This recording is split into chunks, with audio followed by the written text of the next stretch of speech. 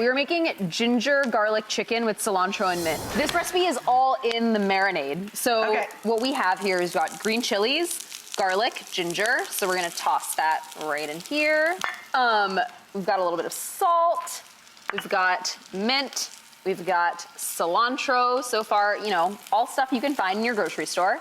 And then we've got olive oil.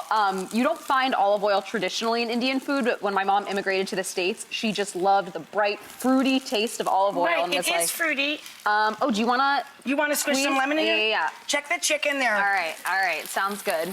It smells like you may be ready to flip or do. I think so. Ooh, that is very ready to flip. It's okay, that's extra crunchy. Whatever! So you want to toss in, so we've got our spices there, amchur, turmeric, coriander, and red chili powder. Now, my favorite among these is amchur. It's dry mango powder. It's got this tangy, sour taste, and it's literally made by drying out full mangoes. And you can get this online. So you're gonna put the spices in, give that a stir, and then that goes onto our chicken breasts.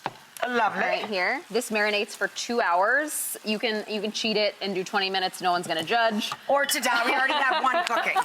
You know the magic of television, kids. So this is the foolproof way to cook chicken breast. You're gonna sear it on both sides until it's golden, and then you're going to cover it. Drop a lid on it.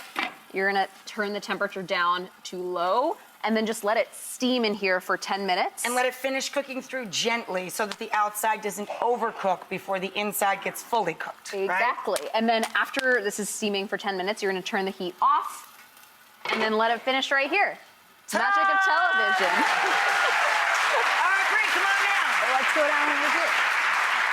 Let's go downtown and talk about service, because service is so much a part of this world of flavor too. So one of the things we realized when we were making this recipe is we served it with roti. And I was like, you know, roti looks a lot like tortillas. This could be almost like a taco situation. So we were like, what other Indian elements can we bring to make this a full taco party? To make it an Indian taco bar. What? So we've got a beet and avocado kachumber. This is a really simple salad. Beets, avocados, chili, lime, garlic. We've got raita, which is an Indian yogurt condiment. We've got 2 kinds of chutneys, sweet and sour tamarind fig, and a spicy bright cilantro chutney. And now we're gonna assemble some tacos. I'm gonna just slide the meat on over here so they can see it all together in the shot there, because it's just so beautiful.